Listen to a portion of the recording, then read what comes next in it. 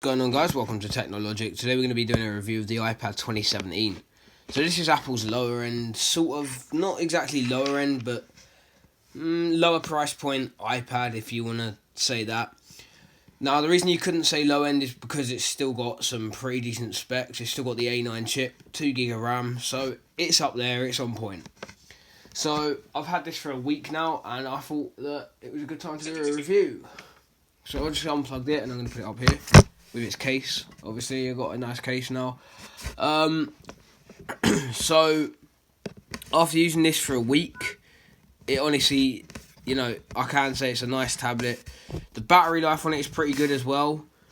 Charging times are not too bad. No iPad charges that fast. I mean, I know the new Pros have that USB 3.1 and that, but we'll see how that goes in time.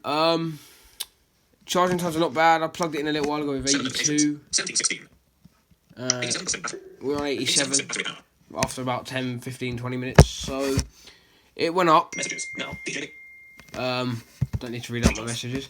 It went up. To be honest, it is for £339. It is actually a pretty decent iPad. Everything you throw at the iPad, it's not going to struggle with. It's just going to absolutely rip through everything.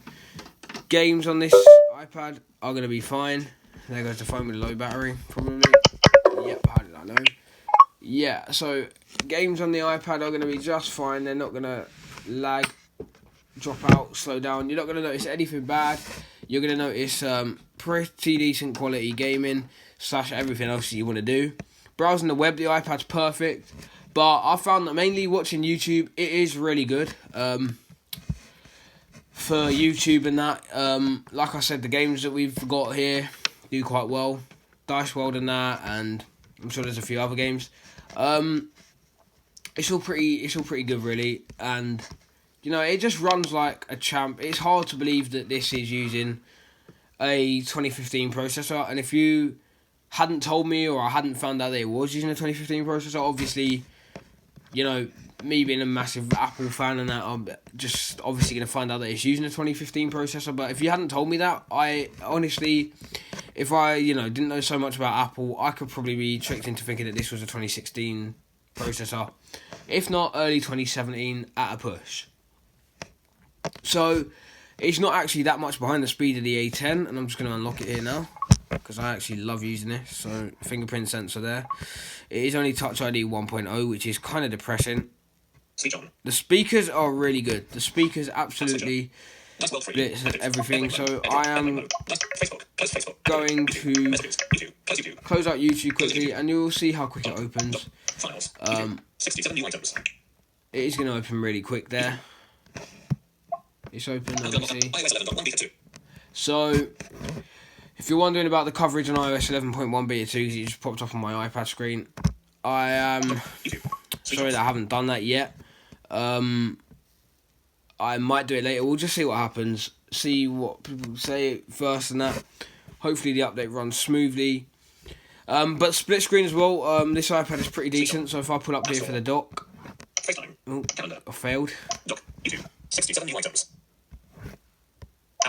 Okay, so if I go into YouTube and I then pull up my dock, the iPad has no problem split screen multitasking in any way. So I can bring up messages in YouTube. What I should have done there was not what I just did. Pull up my dock again. Now what I need to do is I can pin YouTube to the left. So I'm going to pin YouTube to the right. Now we'll see that we'll have 7 on red. We have messages on the left. And on the right, we have our YouTube. With our music and that. So what I'm now going to do is minimise that dock by just coming out of there. You see it said messages grab on there. So I am going to go, and now I need to pull up my dock again so I can minimise that. I'm not going to obviously show any of my actual messages or anything, but it was just an app that I pulled in from the side because it was there. So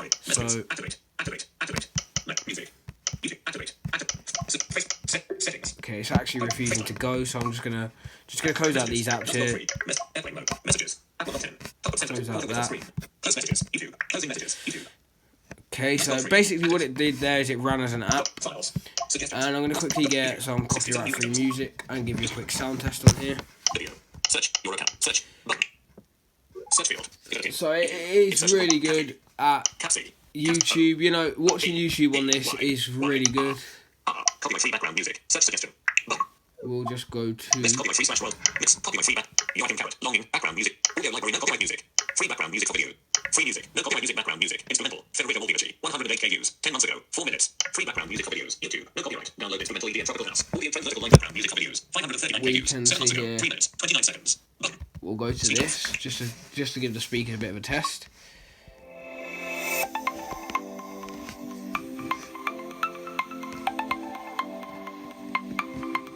It's copyright-free music, obviously, because I don't really fancy getting a copyright or anything.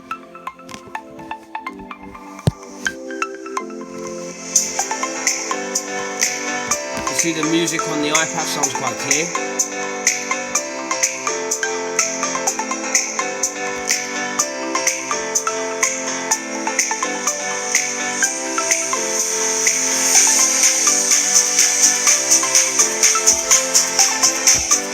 So using the iPad's actually pretty decent, and I haven't actually noticed any slowdown in anything that I've been trying to do.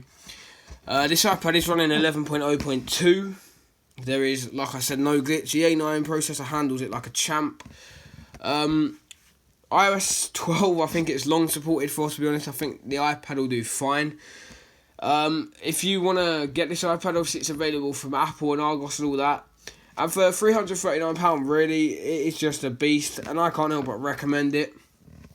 Obviously, it's up to you what you buy. Some of you might prefer the Pro. Some of you might want to look at Air 2s for a cheaper deal. It really is up to everyone here. I'm not trying to make anyone buy any specific iPad, because that's just not, that's not how I'm trying to do this here. I'm just giving the review on my iPad that I have, for the sake of doing that, because that's the iPad I have. It's new and that, But really, is it worth it? Well, yeah. If you're on an iPad Air 2, I wouldn't recommend upgrading. If you're on an iPad Air 1, like I was, then the best thing you're going to be able to do is upgrade. Trust me, I was on the iPad Air 1.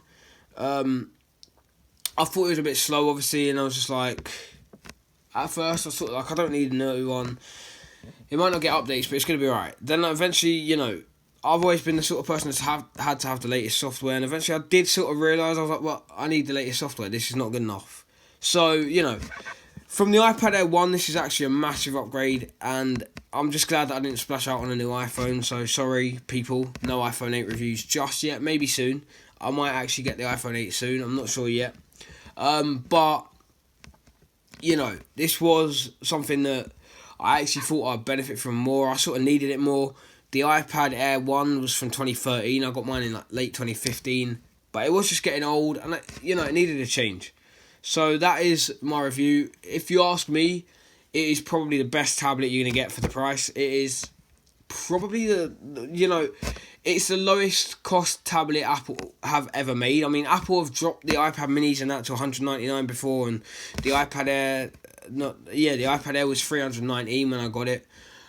They have dropped them before, and I'm not saying they haven't, but I'm talking of new tablet, new out of the game, and that it is the newest tablet that was the most low cost tablet Apple have ever made. And I just thought, there's no point going for a Pro when you can get a lower cost one and be perfectly happy with that. You don't need to go with all this. So that's my review on the iPad. Not the highest end tablet for you geeks with the Apple pencils and that, and I don't mean that in a bad way or anything. But if you want to get some drawing done on that, it's not the not the tablet for you. If you just want to use it like I do for some Facebook, some games, some FaceTime, some texting and YouTube and that, then, there's not a better deal. And I'm not just saying that as an Apple fan. There's actually not a better deal. I'm also going to be screen recording a speed test, which I'll have out as soon as possible, which will be the iPad 2017 on iOS 11.0.2. Thank God for screen recording in iOS 11. It actually makes it so much easier to do these speed tests where you can actually watch it for yourself. So I'll be doing a speed test on that. And if you want to watch that, obviously just stay tuned. I'll have that out in the next couple of hours, hopefully. I might do one for the iPhone 7 as well. We'll see what happens with time. But that's my review on the iPad. It's a really good iPad for the money. I don't think you're going to get a better deal. And yeah, peace.